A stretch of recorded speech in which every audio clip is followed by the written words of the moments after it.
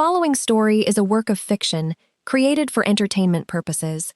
Any resemblance to actual persons or events is purely coincidental. My family called me useless. They said I had no real career, no real ambition, no real future.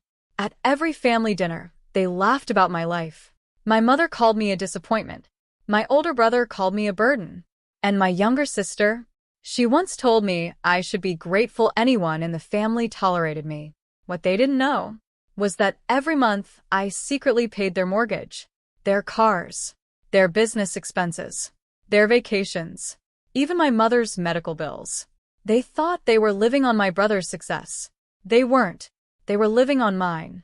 And when they finally pushed me too far, I didn't scream. I didn't argue. I simply stopped paying. What happened next destroyed the family they thought they controlled. Welcome to the school of revenge, where every betrayal has a consequence. My name is Evelyn Harper, and for most of my life, my family had a favorite child. It wasn't me. That title belonged to my older brother, Marcus. Marcus was everything my parents wanted in a son: confident, ambitious, charismatic. When he was 25, he announced he was starting a construction company. My father was so proud. He has vision, he said. My mother smiled. He's going to be a very successful man. I was 23 at the time. I had just started working in a small office. I wasn't earning much. I was quiet. I kept to myself. And unlike Marcus, I didn't talk about my dreams. I simply worked. A few years later, Marcus's business began to struggle. He had taken out loans, made bad investments, and spent money faster than he earned it. But my parents never blamed him. Business is difficult, my father would say. He just needs support. So I helped. Quietly. I paid his overdue electricity bill, then his rent, then a bank loan he had failed to repay. I never told my parents. I didn't want praise. I thought family helped family. I was wrong about one thing. They didn't know I was helping them. They thought someone else was. Marcus eventually met Claire. She was beautiful, confident, and very good at making people feel important. My parents adored her immediately. Within a year, they were married, and Claire quickly became the second favorite person in the family. At our first Christmas dinner after their wedding, my mother raised her glass. To Marcus and Claire, she said, the future of this family. Everyone applauded. I smiled. Then Claire looked at me. So, Evelyn, what exactly do you do again? I told her. She tilted her head. Oh, just one word. But somehow, she made it sound like I had said nothing at all. Marcus laughed. Don't worry, Claire. Evelyn's job isn't exactly something you brag about. Everyone laughed. Even my mother. I smiled with them. Then I went home and paid the mortgage on the house where they had all just mocked me. The truth was, I had never been as unsuccessful as they believed. Years earlier, I had started a small online business.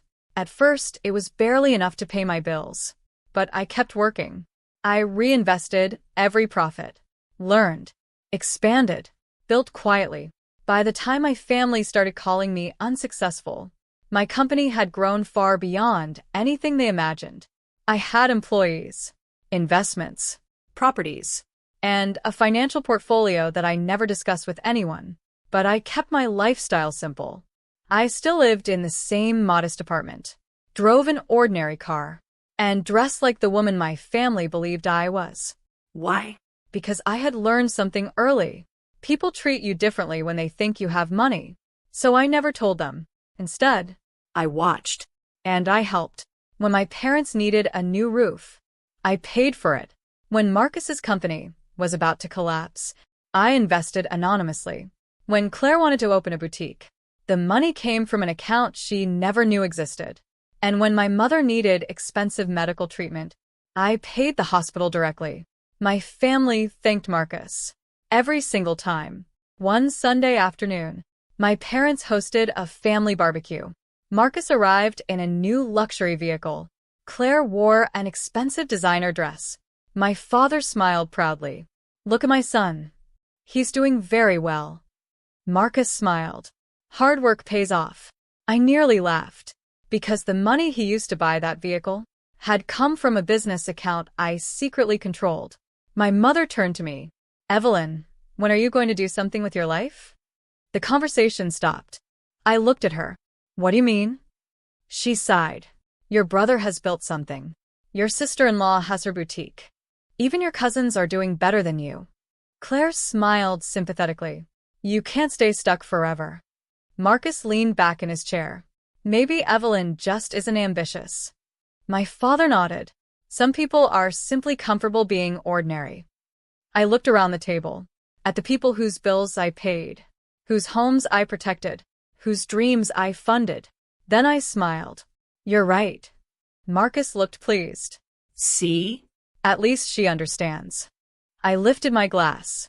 To being ordinary. Nobody noticed. I had already made my decision. The following week, I made one small change. I canceled one payment. Not everything. Just one. Marcus's company had a monthly payment for a large equipment lease. I had been covering it for almost 2 years. I canceled the automatic transfer. 3 days later, Marcus called me. I almost laughed. He had never called me first. Hey, Evelyn. What's up? Did you happen to know anything about a payment issue with the equipment company? I pretended to think. No. Why? They said the payment bounced. Oh, do you know what happened? I smiled. Maybe you should call your bank. There was silence. Then he said, yeah, I'll look into it. He hung up. I expected him to investigate. He didn't. He simply found another way to pay. And I realized something. They didn't know how much they depended on me. Not yet. A month later, my parents announced they were selling the family home. I was shocked. Why? My mother smiled. Marcus and Claire moving in. I looked at Marcus. He nodded proudly. We're going to renovate the place. My father added, your brother deserves a proper home. I stared at them. The family home had belonged to my grandparents. After their deaths, I had secretly paid off the remaining mortgage. My parents believed the house was completely theirs. But it wasn't. The legal documents were complicated, very complicated. My name was on them. Something my family didn't know. I had never told them, because I had wanted my parents to feel secure. Now, they were giving the house to Marcus, the same man who called me useless, the same man whose company I had secretly saved. I looked at Claire. She smiled. Don't worry, Evelyn. You can visit us. Visit. The house I had paid for. The house where I had spent my childhood. The house I had secretly protected for years. I smiled. Of course. Then I stood up and walked away. That night, I opened my laptop.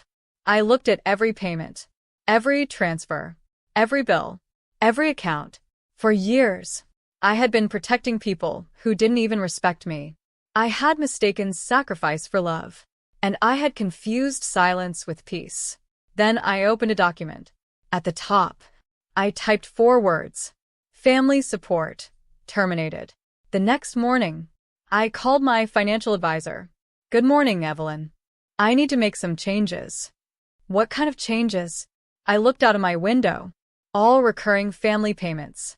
Cancel them. There was a long silence. All of them. Every single one. My advisor hesitated. Are you sure? I smiled. Absolutely. Then I made one final call. To the lawyer who had helped me purchase the family home. I need to activate the ownership agreement. He was silent for a moment. Are you certain you want to do this now? I looked at the message my mother had sent me. Marcus and Claire are so excited about their new home. I smiled. Yes. Now. 3 days later, my family gathered at the house. There were champagne bottles, moving boxes, a real estate agent. Marcus stood in the living room. Finally. Claire smiled. This is our new beginning. My mother was crying with happiness. My father raised his glass.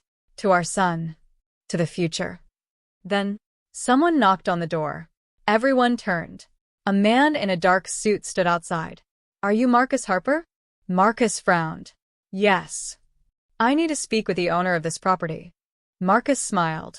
You're looking at him. The man glanced down at his documents. then looked back at Marcus.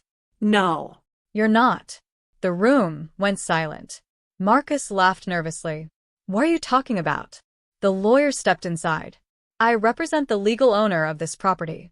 My mother stood up. Who owns it? The lawyer looked toward the doorway. I was standing there. Everyone turned. My mother stared at me. Evelyn. I smiled.